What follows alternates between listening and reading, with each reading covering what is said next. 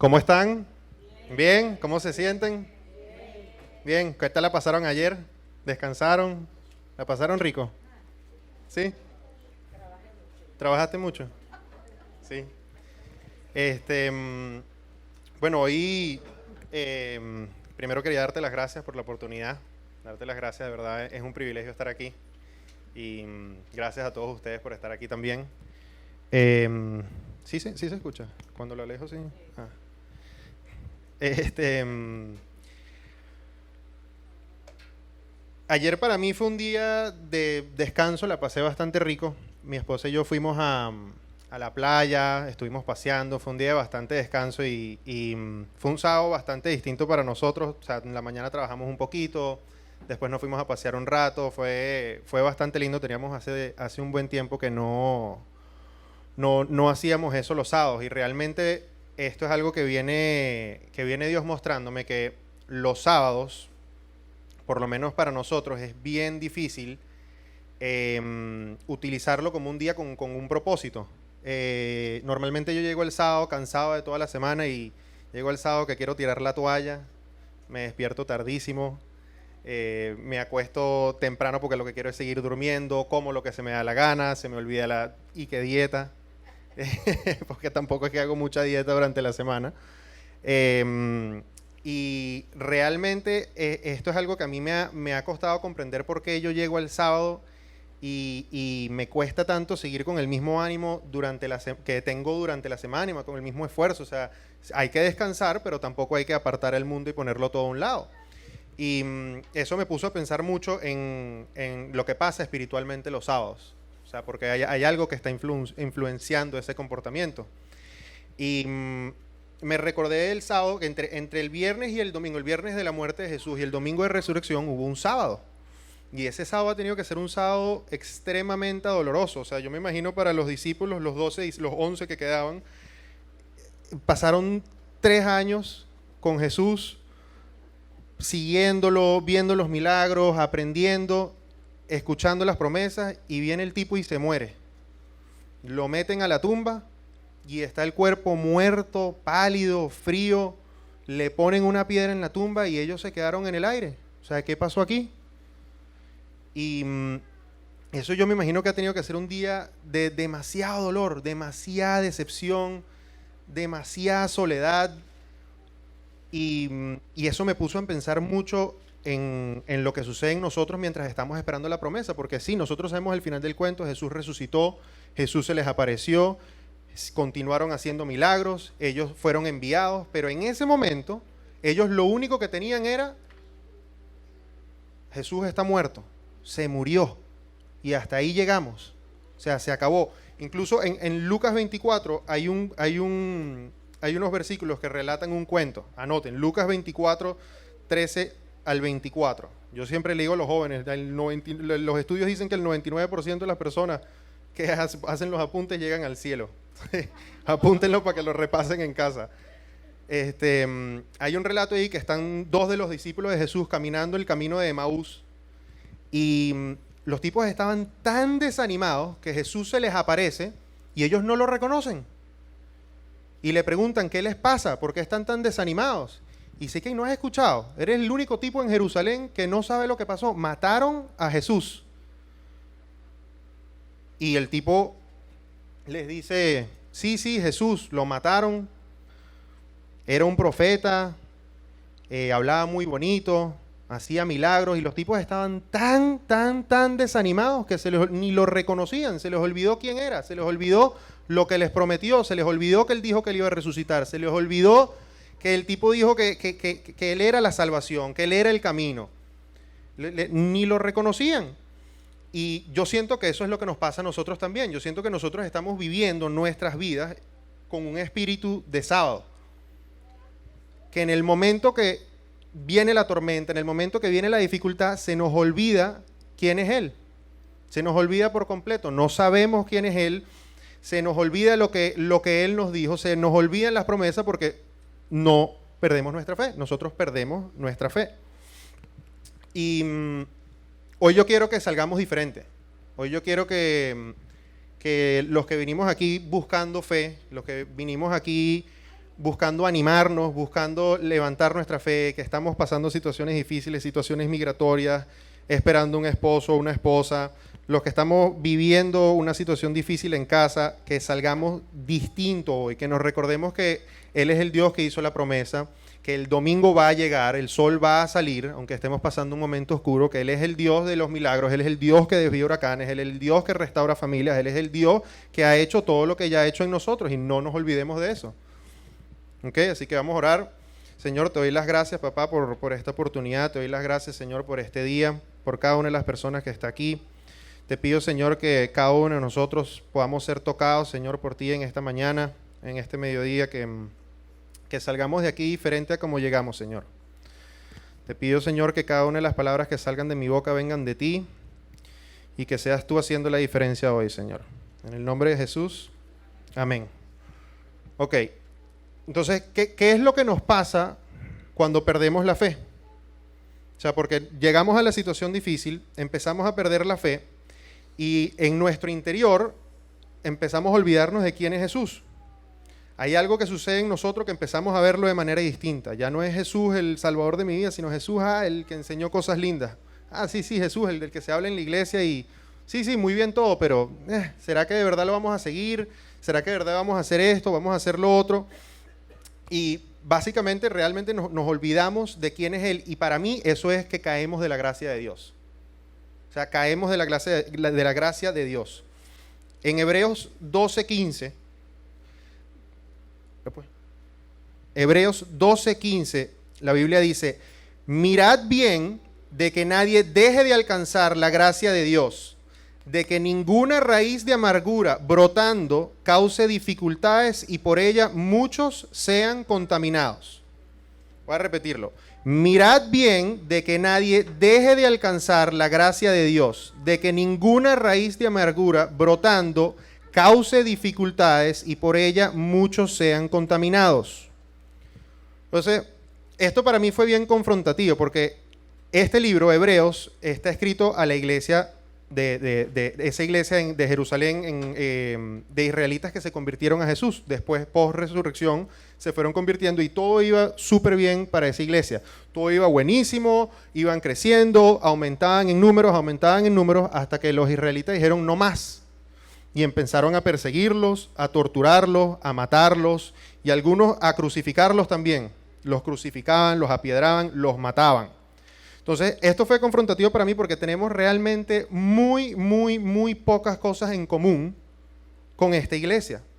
Nosotros, obviamente respetando las situaciones de cada uno, obviamente sabemos que no todos tenemos las mismas posibilidades, las mismas comodidades, pero nosotros en general vivimos súper cómodos, vivimos súper bien. Y esto es un warning, un aviso a una iglesia que estaba siendo perseguida. Estaba siendo perseguida, torturada, matada.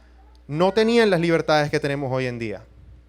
No tenían ni uno. Aquí nosotros tenemos libertades y comodidades que realmente no tienen precio.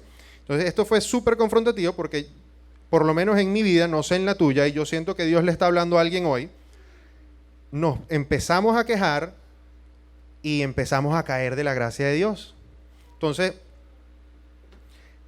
nosotros en nuestra cultura, nosotros vivimos en el primer mundo. En esta cultura, en el primer mundo, nos encantan las cosas nuevas, nos encanta algo nuevo, incluso culturalmente nos premiamos con cosas nuevas y no necesariamente tiene que ser algo nuevo, sino algo nuevo para nosotros. Entonces, si quieres premiar a alguien, si quieres regalarle algo, es algo nuevo y el teléfono nuevo es el mejor teléfono, siempre es algo nuevo. Y aquí está el problema, nos convertimos, recibimos a Cristo, entramos en otro dominio, entramos en el reino de los cielos y resulta que Dios no da las cosas nuevas y nos premia con cosas nuevas precisamente como nosotros culturalmente lo hacemos. Entra la frustración, porque Dios no trabaja como nosotros trabajamos. Entonces, ahí eso es lo que me ha demostrado de mi vida, es que esa frustración que entra responde a mi pregunta. ¿Cómo alguien que ama a Jesús, que está emocionado, apasionado por Jesús y decide yo le voy a entregar mi vida, yo lo voy a servir, yo voy a hacer esto, yo quiero entregar esto, y de repente se desanima y cae de la gracia de Dios? ¿Cómo pierde la fe? ¿Por qué? Yo te voy a decir exactamente por qué. Nos aburrimos, nos distraemos o tenemos miedo. ¿Nos aburrimos, nos distraemos o tenemos miedo? Gálatas 2 dice que nosotros nos apartamos de la gracia de Dios, la apartamos. Y Gálatas 5 dice que nosotros caemos de la gracia de Dios. ¿Okay? Cuando nosotros nos aburrimos, que es el primero, ¿okay? El primero, el por qué nosotros perdemos la fe, por qué empezamos a caer de la gracia de Dios. Yo creo que ahí se refiere a la raíz de amargura. La raíz de amargura fue algo que yo escuché por primera vez cuando llegué a una iglesia. Yo nunca había escuchado eso. Yo me imagino que los que crecieron en iglesia siempre lo escucharon. Para mí eso era el léxico de iglesia. Y para mí raíz de amargura también, por un buen tiempo, era en el semáforo el que le gritaba al carro de al lado, raíz de amargura. El que llegaba y decía un mal comentario es raíz de amargura. Para mí eso era lo que era raíz de amargura. Y estudiando un poco, lo que pude ver es que la raíz de amargura realmente lo que es una fuga tóxica en tu interior, que lo que está causando es que se distorsione tu imagen de Dios. Empiezas a ver Dios distinto, tienes una fuga tóxica, es un liqueo, como el de un carro, y es tóxico y muy sutil. Y poquito a poco distorsiona la manera en que tú ves a Dios, y por eso se te olvida quién es Él cuando llega la dificultad. Y es tan sutil que no lo sientes. Entonces, yo les quiero dar un ejemplo que a mí me ministró mucho, porque cuando yo empecé a seguir a Jesús, cuando yo decidí entregarle mi vida, muchas cosas buenas sucedieron, y lo que yo me creí es que yo podía ver a Jesús como una mejora para mi vida. Que al yo seguir a Jesús, las cosas, todo tenía que mejorar, todo tenía que salir bien, todo tenía que ir bien. Y por eso las primeras tormentas me dieron tan duro. En Hechos 4 hay un cuento que están Pedro y otros discípulos que van a un pueblo y hay un mago que era como el drug dealer de la cuadra.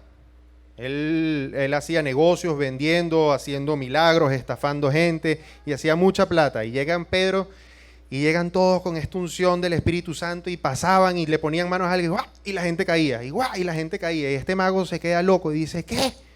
Yo necesito de eso. Y se le acerca a Pedro y le dice, men, enséñame. O sea, enséñame, ¿tú tienes idea de cuánto billete podemos hacer si tú me enseñas a hacer esto? Se lo dice y dice, esto podemos hacer un negocio del berraco, podemos hacer un negocio buenísimo, plata, platica, plata, vamos a hacer plata. Y Pedro se le queda viendo y le dice, después de una otra cosa negativa, le dice, estás loco, estás mal. Le termina diciendo, tú tienes una raíz de amargura. Es el único otro lugar en el Nuevo Testamento donde lo dice como lo dice en el versículo que acabamos de leer en Hebreos. Le dice, tú tienes una raíz de amargura. Básicamente le dice, tú tienes una fuga interna muy tóxica que te hace ver a Dios como un plan de mejora para tu negocio, como un plan de mejora para tu vida, para tú subir en la escala de estatus social, para tú subir en tus finanzas. Y le dice, thank you.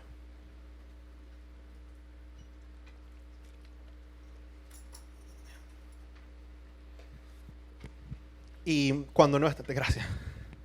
Cuando no estamos recibiendo, subiendo en esa escala social, cuando no estamos recibiendo lo que queremos, cuando no estamos recibiendo la promesa, se nos distorsiona la imagen de Dios, porque está esa fuga tóxica ahí liqueando, poquito a poquito, y especial nos aburrimos cuando vivimos queriendo convertir a Dios en una pulsera o en un collar,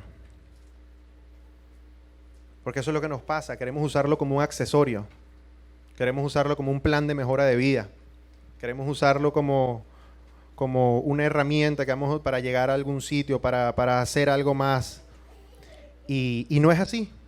Y eso viene de nuestro anhelo incesable de conseguir algo nuevo, que eso es lo que nos hace apartar la gracia de Dios, porque ya la gracia de Dios es aburrida, ya la gracia de Dios no nos está dando lo que nos estaba dando al principio, ya no hay esa emoción, ya no hay esa pasión, pero, o sea, por eso la Biblia dice que un día con el Señor son como 1000 días. Eso lo único que te quiere decir es que Dios no está en tu escala de tiempo, Dios no trabaja como tú trabajas con el tiempo. Entonces, ¿cómo perdemos la fe? 1, nos aburrimos. 2, nos distraemos. Hay un escrito del Imperio Romano, justo durante la época de los discípulos, 2 o 3 años después de la muerte de Jesús, que se llama Panem et Circensis, se llama panes y circos. Esa era la estrategia que utilizó por muchos años el gobierno romano para convertirse de una república a un imperio. ¿Ok? ¿Qué era lo que ellos decían? Nosotros podemos robarle la libertad a este pueblo, crear un imperio, con tal de que nosotros les llenemos la barriga y los mantengamos entretenidos. Panes y circos. Le daban comida gratis al pueblo y los dejaban entrar en el Coliseo gratis a ver las matazones, a ver a los leones comerse la gente, a ver las peleas de los gladiadores. Y yo creo realmente en mi interior que esta es la estrategia que más le gusta a Satanás para mantener a un cristiano tibio. Porque si tú le das panes y circos, va a tener demasiado del mundo para ser feliz y contento en la verdad, y tiene mucha verdad como para estar feliz y contento con los panes y circos. Y ahí empieza a anhelar más. Empieza a anhelar más y empieza a querer más. Y nos distraemos, seguimos distrayéndonos y empezamos a caer de la gracia de Dios, empezamos a perder nuestra fe. Estamos tan distraídos de lo que Jesús está haciendo, de lo que Jesús quiere hacer en nuestra vida cotidiana, en el día a día, que preferimos distraernos con un juego en el teléfono, preferimos distraernos haciendo cualquier otra cosa de lo que estamos haciendo que deberíamos estar haciendo en el trabajo, preferimos distraernos con rumba, preferimos distraernos con mujeres, preferimos distraernos con trago, y nos distraemos y caemos de la gracia de Dios. Y esto no es una condición humana de la Biblia nada más, esto nos pasa hoy en día, y especialmente hoy que vivimos en un mundo lleno de distracciones. Hay distracciones por todos lados. Puedes bajar millones de aplicaciones en el teléfono, puedes bajar millones de aplicaciones en el televisor, en todos lados te puedes distraer, y aparte tenemos comida rápida y accesible en cualquier momento. ¿Cuántos de nosotros cuando nos sentimos mal, nos sentimos solos, nos sentimos tristes, empezamos a comer? ¿Cuántos de nosotros tenemos que ponerle un lock a la nevera cuando sentimos ansiedad? Porque necesitamos algo que nos haga sentir lleno. Y el problema viene cuando ya esas cosas no te hacen sentir lleno y empiezas a apartar y apartar y apartar más y distraerte más.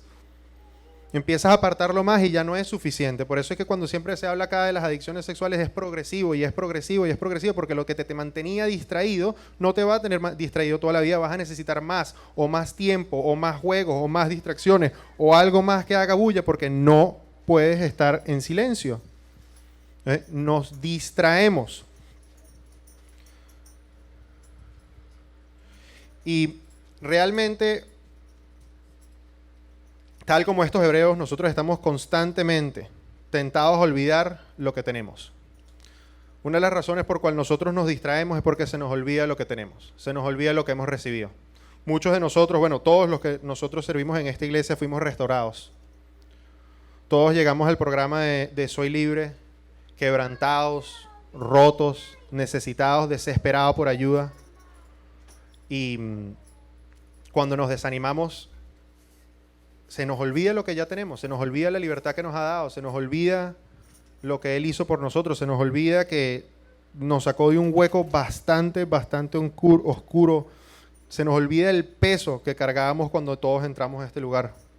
Y preferimos distraernos que recordarnos que hay una cruz que carga el peso que nosotros un día cargábamos. Y ese es el recordatorio que necesitamos. Entonces, ¿cuáles fueron las primeras dos que dijimos? Nos aburrimos, nos distraemos, y la tercera, el temor. Yo creo que esta es la principal por cual perdemos nuestra fe. Por lo menos en mi vida lo ha sido así. El temor a mí es algo que me apaga la fe por completo. Me apaga la fe y me cuesta salir de ahí. Yo se los confieso, a mí me cuesta mucho cuando caigo en un hueco de temor. Porque para mí, o sea, y lo peor es que yo no quiero hacerles sentir que el temor y la fe son polos opuestos, porque no es así. El temor es tener fe en el peor resultado posible. El temor es tener fe en cualquier otra cosa que no es Jesús. Si tú tienes temor de salir y que te vaya a pasar algo, es porque estás confiando que algo horrible te puede pasar. Si tú tienes temor de dejar que tu hijo vaya y haga algo, es porque estás confiando en que algo terrible le va a pasar a tu hijo. y no estás teniendo fe en lo que deberías de tener fe, que es en Jesús, que es en la cruz, que es en lo que ya tienes, que es en lo que ya te ha dado, que es en lo que ya has recibido, que es en lo que ya ha dicho, que es en la promesa que ya recibiste. Entonces, yo pensé que yo era el único que con el temor se desanimaba y perdía la fe. Y para mí fue tremendo descubrir que una historia que yo había leído una y otra vez de uno de los héroes de la fe de la Biblia, le pasó lo mismo. Y, o sea, le pasó mucho más justificado con lo que cuando yo pierdo la fe, le digo. Pero yo nunca he estado en una cárcel, así que por eso le digo que fue mucho más justificado. Pero ustedes saben quién es Juan el Bautista, ¿verdad? Juan el Bautista. La Biblia dice que cuando Juan el Bautista estaba todavía en el vientre de su mamá, llegó María con Jesús en el vientre y dice que brincó del gozo que sintió de tener al Salvador del mundo al lado. O sea, desde el vientre, él ya reconocía quién era Jesús. La Biblia también dice que él estaba bautizando gente en el río y Jesús se empieza a acercar y de inmediato él sabía, él es el Cordero que Dios envió. Lo reconoció de inmediato. La Biblia dice que después de que lo bautiza, dice que vio el Espíritu Santo descendiendo en forma de paloma y reposar sobre él. O sea, él pudo ver quién era Jesús desde el principio. Él no tenía ninguna duda de quién era Jesús. Siempre estuvo ahí. Sin antes de conocerlo, él decía, viene el Cordero de Dios, yo solo estoy aquí para abrirle el camino. Y o sea, qué tremendo que tú estés hablando de una persona, ni siquiera la has visto en tu vida. O sea, era algo que no se conocía y él estaba tan seguro, tenía una fe tan grande. Era una fe enorme. O sea, ustedes se imaginan en esa época, aparte que decían que el tipo era un tipo excéntrico, que se vestía con pieles y, o sea, era un tipo raro. Era un tipo raro, él estaba en el desierto gritando, se vestía raro, no era nada común. Y el tipo estaba ahí firme, declarando que Jesús estaba por venir. O sea, una fe tremenda. Y miren lo que les pasa. Volteen a Mateo 11, del 1 al 6. Me avisan cuando lo tienen. Que creo que esto lo leamos juntos.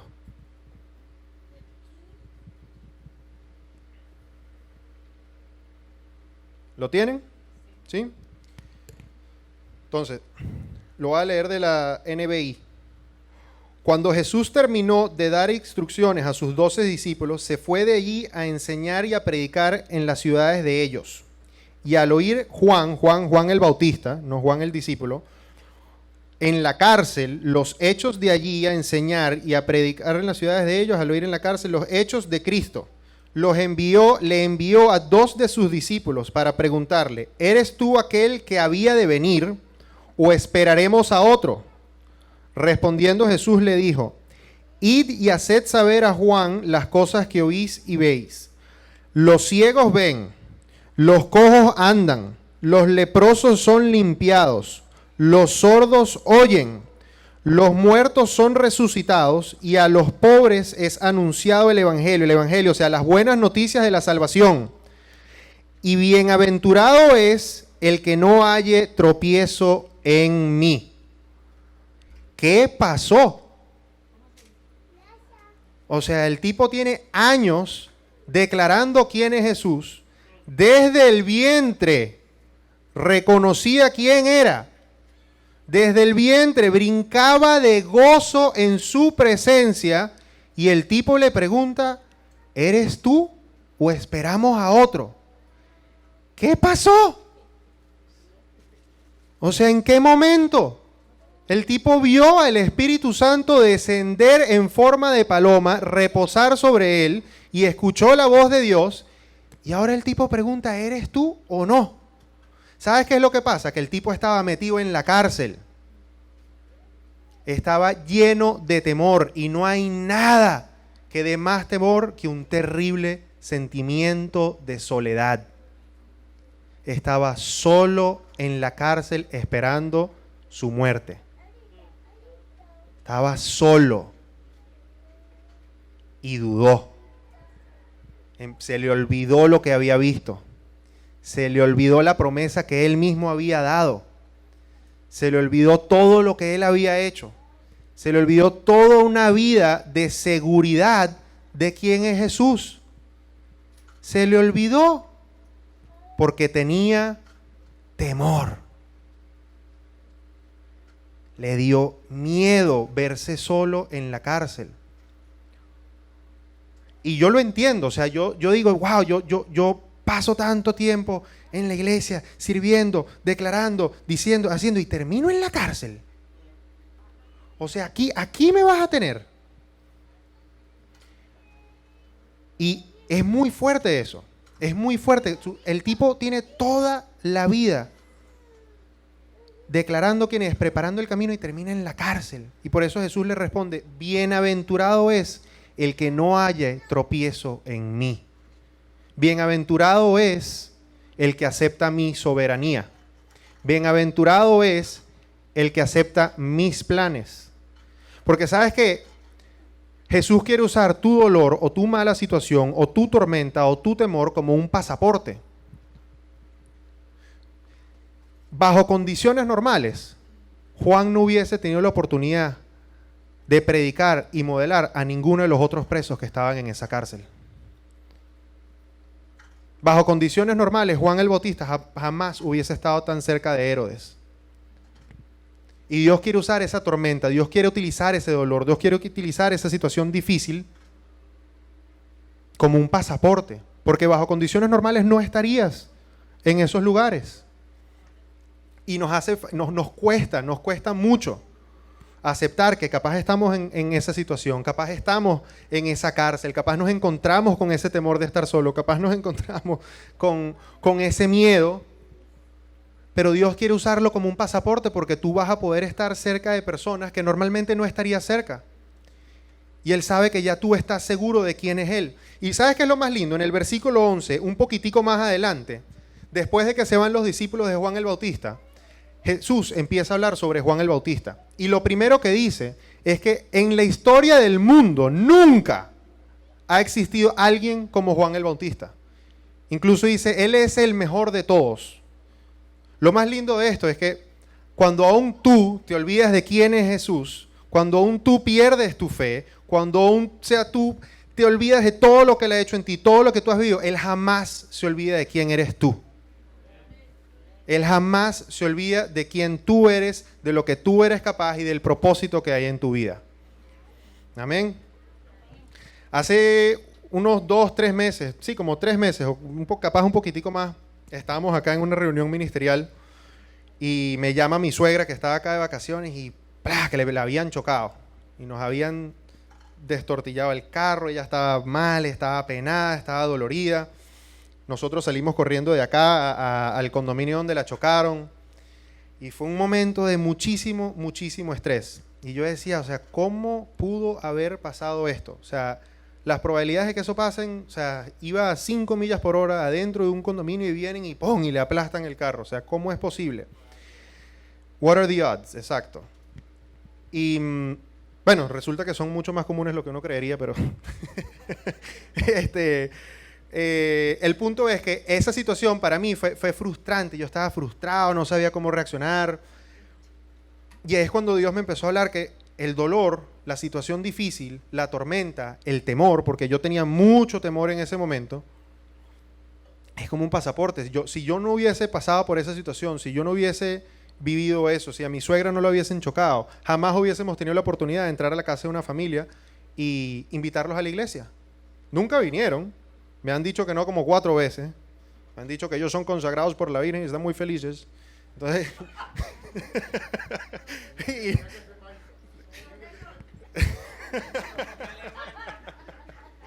alemanes.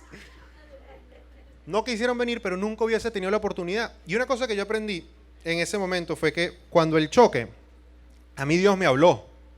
Y me dijo, el Señor va a responder por lo que hizo. Y yo no confié.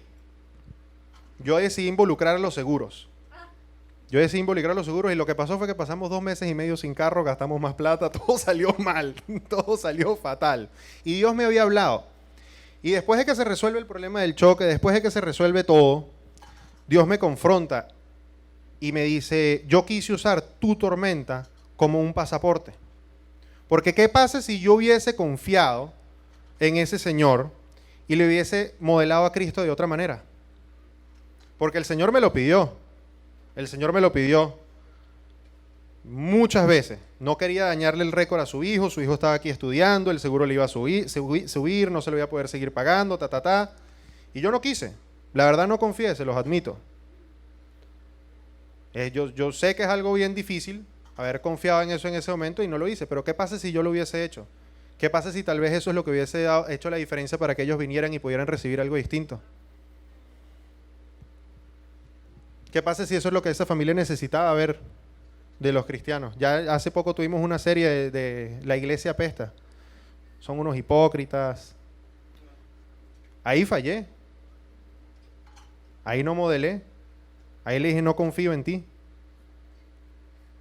Y hubiese podido ser algo lindo. Capaz un día vienen, yo los voy a seguir invitando. Si me siguen diciendo que no, pues ya me he acostumbrado a ponerme bien fastidioso, pero no importa. Pero los invito a que empiecen a ver sus tormentas, sus situaciones difíciles, sus dolores como un pasaporte, porque si no, no estuvieran alrededor de gente que estuvieran regularmente en su vida cotidiana. Siempre hay una oportunidad que podemos aprovechar. Esperamos las promesas de Dios, esperamos los procesos, esperamos una cosa, esperamos la otra, y no nos damos cuenta de cuántas oportunidades estamos malgastando para acelerar el proceso, para que la promesa llegue. No nos damos cuenta de cuántas oportunidades, cuántas bendiciones malgastamos. Nos quejamos, que no ha llegado esto, que no ha llegado lo otro.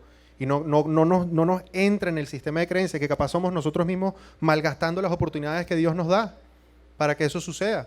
Por el dolor, por la frustración, por el miedo, por lo que sea que nos esté apartando de la fe. No nos damos cuenta. Y como les dije, no hay nada que dé más temor que un terrible sentimiento de soledad. No lo hay. Todos los que hemos sentido soledad en algún momento lo sabemos. Y yo, hasta especialmente los años más oscuros de soledad que yo tuve fueron entre los 12 y los 15 años. Fueron momentos de mucha soledad y mucha oscuridad. Y hay un cuento en la Biblia que me ministra mucho, especialmente en esa época, y es cuando el profeta Elías. ¿Sí saben quién es el profeta Elías? Tiene la guerra con los otros profetas de Baal. Y hay como 200 profetas de Baal, y Elías dice, ¿sabes qué? Vamos a dejar esto hasta aquí. No vamos a seguir discutiendo y peleando de quién es Dios. Vamos a hacer algo. Vamos a poner 2 altares. Y el que caiga fuego del cielo y lo encienda, ese es el Dios verdadero. Si es Baal o si somos nosotros. Y Elías fue y le dio un día entero a los 200 profetas. Y cantaban y brincaban y sacrificaban y hasta se mataban ellos mismos esperando que el altar se prendiera en fuego. Y el Elías, bien provocador, les decía, como que está impotente el Dios de ustedes. Como que, uy, griten más duro a ver si lo despiertan. Como que no puede. Y estaba confiado Elías, con la fe levantada. Total que los tipos se rinden y ahora era el turno de Elías. Y Elías viene y les dice, bueno, ahora échenle agua a mi altar. Échenle agua. No un poquito, échenle otra vez. Y vuelvan a echarle agua. El tipo le echó agua, o sea, el más difícil para él mismo. Y el tipo oró, cayó fuego y consumió el altar que creó Elías y el otro altar también. El fuego consumió de un altar a otro, había tanto fuego que consumió todo a su alrededor y se llevó unos cuantos que otro profeta de los de Baal, se los llevó a toditos. Y después de ese episodio, después de ese momento de una victoria tremenda que tuvo Elías, o sea, yo me imagino que no sale eso, acaba de lanzar fuego del cielo. A mí alguien viene y se me enfrenta y yo le digo, ¿qué va a hacer? Acabo de lanzar fuego del cielo. Ve a ver con quién se mete. Y dice que Jezabel, la esposa del rey, lo amenazó y le dijo, te voy a matar. Y el tipo le entró temor y huyó. Y yo decía, ¿cómo así? O sea, este tipo acaba de hacer que fuego cayera del cielo y le dio temor. Y yo me sentí bien identificado, o sea, me sentí mejor de mí mismo, por decirlo de esa manera, porque nadie está exento de entrar en temor. Nadie. Ni los profetas más grandes que han existido, ni los profetas que más milagros han hecho. Ellos tampoco estaban exentos del temor y de la soledad. Le dio temor y huyó. no solamente fue que le entró temor, sino que huyó, se fue corriendo, se fue al desierto y quería morir. El tipo quería morir. Él le pide a Dios orando, le dice, quítame la vida, ya no puedo más. Ya no puedo más, no puedo con otra prueba más. Yo me dije, sí, muy lindo. En la Biblia decía así que en el momento de la historia decía que sí, que el tipo les gritaba y le decía impotente al otro Dios, pero yo me imagino que era un momento de bastante presión, porque en los momentos en las grandes victorias siempre hay un nivel de presión bastante alto. Yo me imagino que Elías le dio temor volver a pasar por ese proceso. Pues pasar por los procesos en que nos mete Dios es bien duro, es bien doloroso. Hay bastante presión. Y entrar una y otra vez es doloroso. Y uno le da miedo, le da temor, pero nadie está excusado de sentir esto. No es una condición humana que tenemos.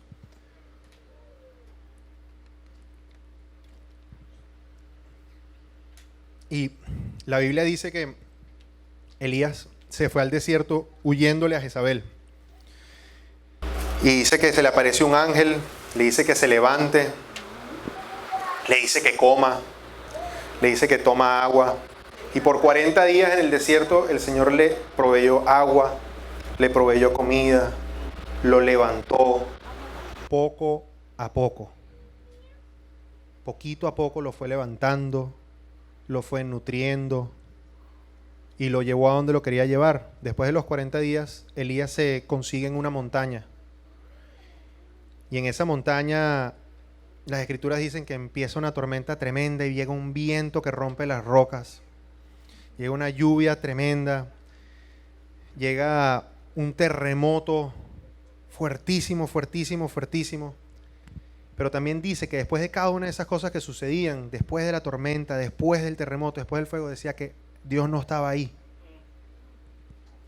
Después de que sucedieron todas esas cosas, Elías escuchó un susurro.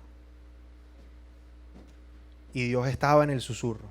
Y le dice, ¿qué haces aquí? De todas las preguntas que podía hacer, Dios, ¿qué haces aquí? Y era bien claro para Elías, estoy huyéndole a Jezabel, no me quiero morir. O sea, no quiero que me maten, prefiero que me quites la vida tú. No quiero pasar por este proceso una vez más. No quiero pasar por esta presión, no quiero atravesar este temor.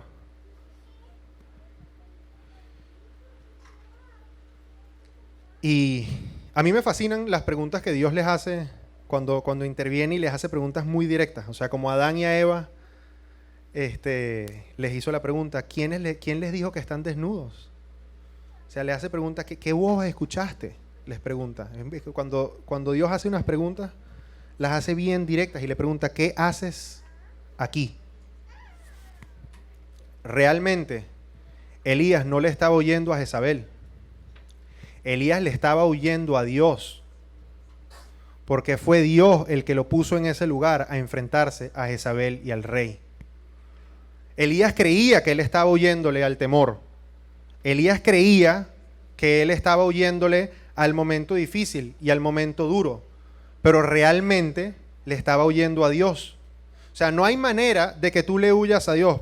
Si tú agarras por otro camino, vas a ir directamente hacia donde está Él. El Salmo 139 dice, ¿a dónde podría alejarme de tu Santo Espíritu? ¿A dónde podría huir de tu presencia? Si subiera a los cielos más altos, ahí estás. Si me escondiera en los abismos más profundos, ahí estás. Si me elevara sobre las alas del alba, ahí estás. No importa en qué dirección tú agarres, siempre vas a estar corriendo directo hacia Él. Y por eso es que aún Elías huyó y huyó y huyó, se fue al desierto, terminó en la presencia de Dios en una montaña, escuchando el susurro y el llamado. Yo me recuerdo cuando tenía 16 o 15 años, fue que yo conocí al Señor. Yo decidí entregarle mi vida, estaba animado y sucedieron un par de situaciones difíciles en casa, sucedieron un par de cosas y yo hice exactamente lo que hizo el cuento del hijo pródigo. Agarré mi herencia, agarré un dinero, me fui, lo boté, le di la espalda a Dios por completo, tenía una rabia con Dios tremenda y yo sentía que yo le estaba huyendo a esa situación difícil que yo vivía en casa. Yo estaba convencido, yo le estaba oyendo a eso y no me había dado cuenta que yo le estaba oyendo era a Dios. Años después pasan años de mucha locura, de mucho desorden, de mucho dolor para mi familia, de muchas oraciones de mi mamá, pidiéndole a Dios que yo agarrara el camino que había tenido que haber agarrado cuando tenía 16 años. Conozco a mi esposa, en ese momento era mi novia, empezamos a tener una relación, las cosas empezaron a ponerse duras entre nosotros, y llega una noche donde ella llega y se sienta a hablar conmigo y me dice, me voy a tener que ir a Venezuela, o sea, me tengo que ir del país. Y eso a mí fue sentir que me clavaba, no ella, sino la vida. Yo se lo culpaba a Dios y le decía que me clavaba una puñalada. Y yo decía, miércoles. O sea, ese día ella me dijo eso y el dolor fue tan profundo, fue tan fuerte, que yo ni siquiera pude hablarle. Yo no pude responderle. Yo no le podía responder. Yo me recuerdo que ella me hablaba y me hablaba y me hablaba y me hablaba. Y si me pedía que le respondiera, yo no le podía responder. O sea, el dolor tan profundo, el miedo a volver a pasar por un proceso de soledad, era tan grande que yo ni le podía responder. Esa noche yo me cuesto a dormir, me despierto desanimado, triste, estaba bastante bravo, bastante bravo. Gracias a Dios mi mamá y mi hermana se habían ido ese día, no sé hacer qué. Tenía la casa sola, completamente sola, y vi que el teléfono seguía prendido, lo apagué.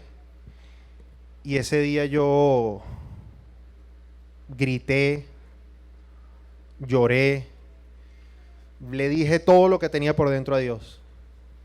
Lo juzgué, lo enjuicié. E incluso me encantaría decir que yo no he conocido la oscuridad que conocía Elías en ese momento, de hasta decir que me quite la vida. Pero hasta eso se lo pedía. Les puedo decir que conozco muy bien esa soledad en la que uno lo que desea es morirse. Es un momento bien duro y le decía a Dios, ya, o sea, ya, ¿para qué? Si voy a seguir perdiendo, si las cosas van a seguir saliendo mal, si nada de lo que hace funciona, si nada de lo que hace sirve. Ya, quita, ya. O sea, yo no soy lo suficientemente valiente para quitarme mi propia vida, así que hazlo tú. Después de haberle gritado a Dios todo lo que le tenía por dentro, toda la rabia que tenía por dentro, todo el dolor que tenía acumulado por dentro que no quería enfrentar, me puse a llorar. Fue un momento súper duro y después de los gritos, después de ese momento de tormenta, yo no sé qué sucedió, pero en ese momento yo no lo reconocí como lo que era, pero escuché una voz decirme, no. Cuando yo le pedía que ya no quería seguir viviendo. Me dijo, no, tú tienes una tarea. Y yo respondí en mi interior y dije, si yo tengo una tarea y todavía no es el momento para irme, o sea, yo no estoy dispuesto a atravesar esto solo. No quiero seguir con esta soledad. Y escuché una pregunta que me decía, ¿qué estás dispuesto a hacer? Y yo, sin saber lo que estaba haciendo realmente, le dije, lo que sea. Le dije, estoy dispuesto a hacer lo que sea con tal de más nunca sentirme solo así. Con tal de más nunca sentir esta soledad que siento. Y yo no sé qué sucedió en ese momento, pero yo sentí que algo bajó, que algo me abrazó, me acostó en la cama en la que estaba y empecé a sentir tanta paz que me dormí. Y después de esa dormida yo me desperté distinto. No sabía qué había pasado. Un par de semanas después terminé yendo a un encuentro con Dios y volví a recibir al Señor. Y ahí empezó a cambiar mi vida. Fue en el susurro. Fue en el medio de la tormenta, en el medio del temor, en el medio del dolor. Fue ahí que yo logré escuchar el susurro diciéndome, todavía no es momento, tú tienes una tarea.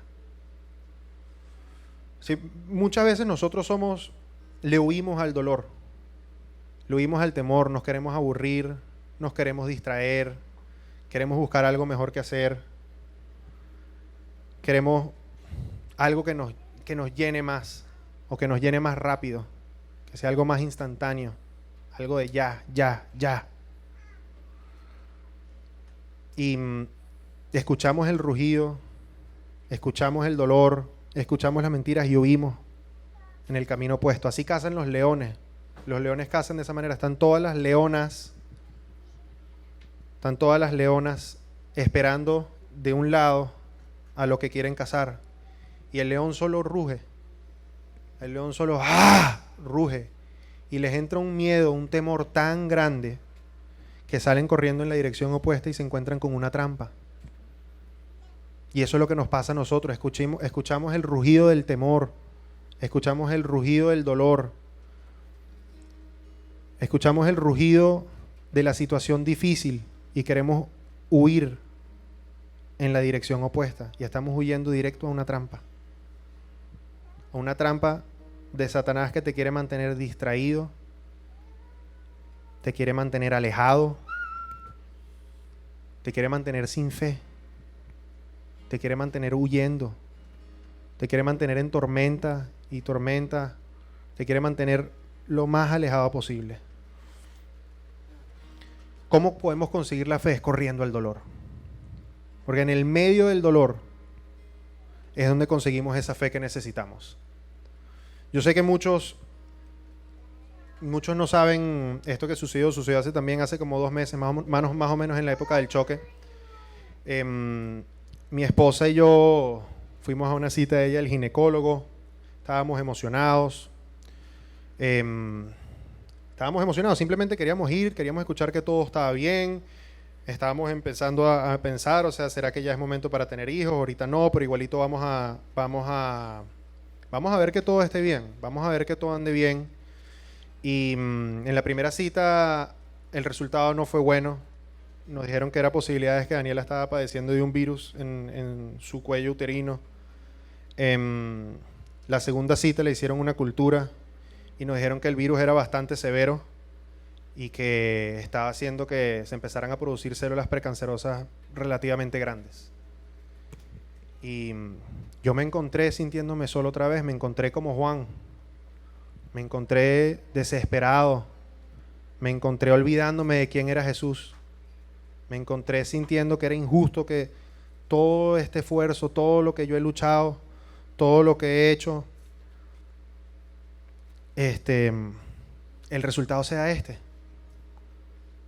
Fue un momento súper duro, súper doloroso para nosotros. Ella también estaba bien desalentada. La verdad no sabíamos qué hacer. Y no podía ver, el dolor no me permitía ver cómo él estaba utilizando esa situación para hacer milagros. Entonces yo tenía 2 opciones. O le huía a lo que estábamos viviendo o lo enfrentaba. Y enfrentarlo no era simplemente ir a la cita, el tratamiento, apoyar. El enfrentarlo era mantenerme animado. El enfrentarlo era seguir confiando en las promesas. El enfrentarlo era animarla a ella, a mi esposa. El enfrentarlo era seguir confiando en Jesús, aunque no se veía posible en ese momento. Eso era enfrentarlo. Y en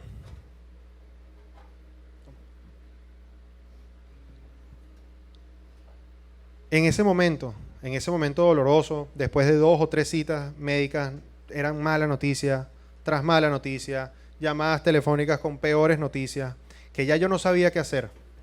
Ya realmente no sabía qué hacer. En un momento así donde ya no aguantaba más la tormenta, como lo describe en el cuento de Elías también, decidí escuchar el susurro de Dios.